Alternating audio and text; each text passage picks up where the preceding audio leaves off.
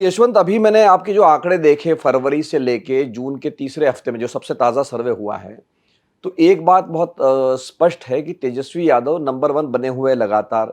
लेकिन एक और उसमें बात ये है कि उनकी जो रेटिंग है लगभग 41% से घट के 35% पे आ गई, मतलब 5 से 6% की उनमें गिरावट है। 2 लोगों को फ़ायदा स्पष्ट रूप से दिख रहा है अगर हम फरवरी की तुलना करें। एक है चिराग पासवान, जिनकी रेटिंग अब करीब 10% के आसपास चली गई है, जो फरवरी में 4% पे थी। और प्रशांत किशोर जो 15% पे थे वो अब 18% पर आ गए हैं और इस बार तो वो नीतीश कुमार से भी आगे निकल गए हैं।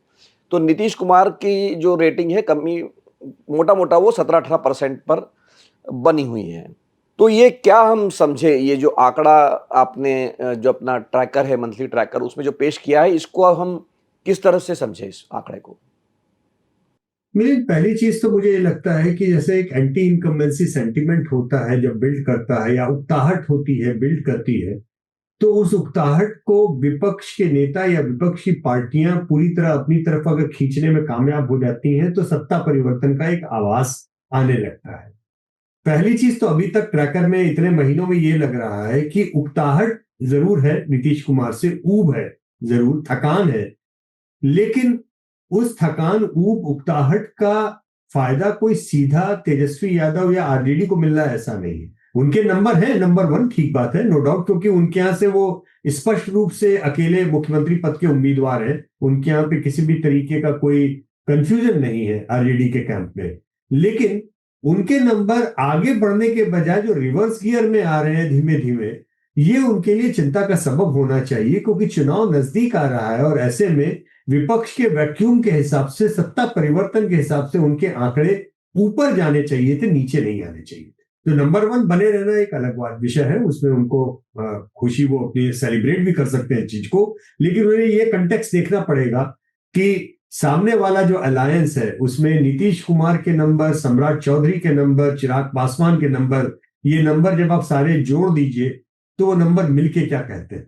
क्योंकि अंत में वोट अगर आप देखने की परिपाटी अगर आप समझे, तो जो कंफर्म नीतीश का सपोर्टर है, कंफर्म चिराग का सपोर्टर है, कंफर्म सम्राट चौधरी का जो सपोर्टर है, वो एनडीए अलायंस के पक्ष में ज्यादा वोट जाने की उसमें संभावना रहेगी, छिटकने की संभावना कम रहेगी। तो ये एक तेजस्वी यादव ये नंबर 1 नेता है, ये सत्य है, लेकिन ये अर्ध सत्य जैसा है थोड़ा सा। कारण ये है, व्यक्तिगत रूप से उनकी पार्टी और उनकी पॉपुलैरिटी में कोई कंफ्यूजन नहीं होने से वो 30% के ऊपर लगातार, जो एमवाई कॉम्बिनेशन के हिसाब से भी महत्वपूर्ण है, वो लगातार बने हुए हैं। नीतीश कुमार की जो रेटिंग कम हुई है वो दरअसल थकान की या फैटीग फैक्टर की हो सकती है, क्योंकि उनके नंबर कोई छिटक के, एनडीए से छिटक के कोई तेजस्वी की ओर जा रहे हैं ऐसा बिल्कुल नहीं होता हुआ दिख रहा है। और लगातार अब तो हम लोग कई महीनों से अब ट्रैक कर रहे हैं और वो मूवमेंट नहीं दिख रहा है। मोमेंटम गेन जो करना चाहिए तेजस्वी को, वो मोमेंटम गेन करता हुआ नहीं दिख रहा। तीसरी तरफ प्रशांत किशोर का फैक्टर ये बहुत इंटरेस्टिंग बना हुआ है, क्योंकि उनके नंबर, उनकी पॉपुलैरिटी रेटिंग अब ऑलमोस्ट 20% के आसपास टच कर रही है। ऑलमोस्ट अभी 20% उन्होंने क्रॉस नहीं किया है, लेकिन वो मोमेंटम भी उनका घट नहीं रहा। ऐसा नहीं लग रहा है कि कोई जैसे तेजस्वी का मोमेंटम घटता हुआ दिख रहा है, कोई प्रशांत किशोर का मोमेंटम घट रहा है, ऐसा नहीं। उनका मोमेंटम न केवल मेंटेन्ड है बल्कि थोड़ा थोड़ा थोड़ा सही सही, लेकिन वो आगे बढ़ रहा है।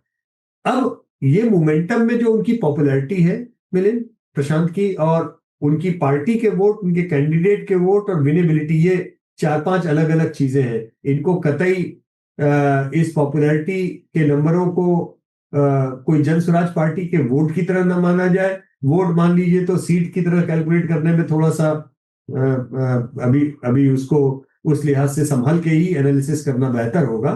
लेकिन एक नई पार्टी को लेकर के वो अगर ऑलमोस्ट 20%, 18, 18.5, और नीतीश कुमार से ज्यादा बेहतर उनके नंबर आ जाए, इनफैक्ट तेजस्वी के बाद में दूसरे सबसे अच्छे नंबर अगर किसी के आ रहे हैं, पीके के आ रहे हैं अगर पॉपुलैरिटी के, तो ये अपने आप में छोटी घटना नहीं है, छोटी बात नहीं। नहीं, ये जो आपने बात कही कि जब हम एनडीए के तीनों उम्मीदवारों को देखते हैं, सम्राट चौधरी, चिराग पासवान और नीतीश, तो वो 47% पर पहुँच जाता है। लेकिन अगर जैसे यही लॉजिक अगर मैं प्रशांत किशोर और तेजस्वी के आंकड़े जोड़ के देखूँ, क्योंकि दोनों नीतीश कुमार के खिलाफ है या विपक्ष में हैं आप कह सकते हैं, तो वो भी आंकड़ा 52% की तरफ जाता है, दोनों को अगर हम जोड़ लेंगे। तो ये मतलब जो आप मतलब बहुत पोलराइज़ेशन है एक तरह से, अगर आप कह सकते हैं कि एनडीए के पक्ष में है या विपक्ष में है, कम से कम वो पोलराइज़ेशन बहुत क्लियर दिख रहा है। लेकिन जैसे आपने कहा प्रशांत किशोर के लिए भी कि भई ये नहीं कहा जा सकता कि 18% पॉपुलैरिटी का मतलब 18% वोट नहीं होता है। तो ये जो आंकड़े हैं आपके जो मुख्यमंत्री पद के, फिर इनका तो कोई मतलब नहीं है, इससे कोई हमको संकेत नहीं मिल रहा है कि चुनाव में किसका पलड़ा भारी रह सकता है? नहीं, संकेत सीधे नहीं मिलते हैं, लेकिन इनडायरेक्ट संकेत तो मिले, आइडिया लगता है ना, क्योंकि पोलराइज पॉलिटिक्स आपने जब बात की, ध्रुवीकरण की जो बात की, उसमें दो तरीके की चीजें बिल्कुल स्पष्ट हैं।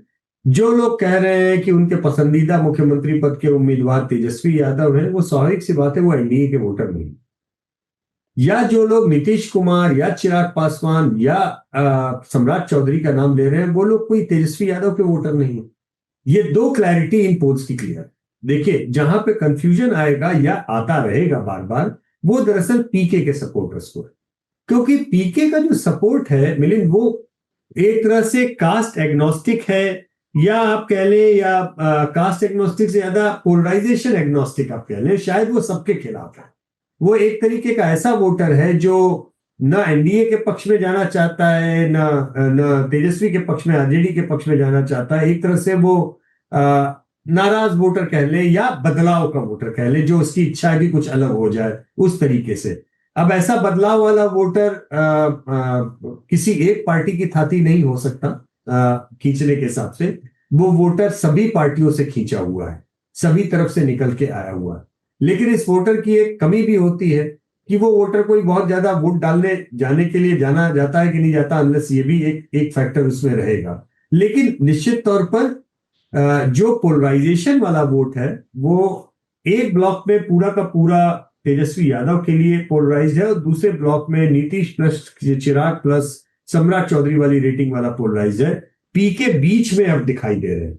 एक एक अजीब सी स्थिति हो रही है कि किसी जमाने में हम लोग कहते थे ये बीच वाला वोटर जो है, ये नॉन ये पोलराइजेशन एग्नोस्टिक वोटर, ये जेडीयू का या नीतीश कुमार का वोटर हम मानते थे। जो उस तरीके से हम बोलते थे कि ये न 3 में है न 13 में, जिस तरफ खिसकेगा उस तरफ जाएगा। मुझे समझ ऐसा लगता है कि शायद यही करने की कोशिश पीके कर रहे हैं, कि वो नए जेडीयू बनना चाहते हैं एक तरह से बिहार में, जिनके पास में अपना एक कास्ट एग्नोस्टिक, आइडियोलॉजी एग्नोस्टिक एक तरीके का वोट हो, जिसको लेकर कोई ये बोल सके कल की तारीख में कि हम किसी को बना सकते हैं या हम खुद बन सकते हैं। लेकिन उसमें बहुत ज्यादा जातिगत आइडेंटिटी नहीं है, और ये अगर उनके लिए सबसे बड़ा मौका है तो सबसे बड़ा खतरा भी है मिलन। क्योंकि विदाउट कास्ट आइडेंटिटी हमें यह भी पता है कि बहुत मजबूत गढ़ नहीं बन पाते हैं बिहार की राजनीति में।